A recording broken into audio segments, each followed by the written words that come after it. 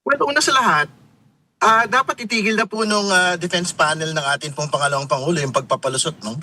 Kasi obvious ho talaga na ayaw ho talaga nila magpakita sa House Committee on Justice, no? Yung sinasabi nila na unconstitutional daw dahil mini trial daw ho yung pagkakabanggit, no, ng ilan po sa mga miyembro ng komite. Hindi naman po yun yung committee position eh.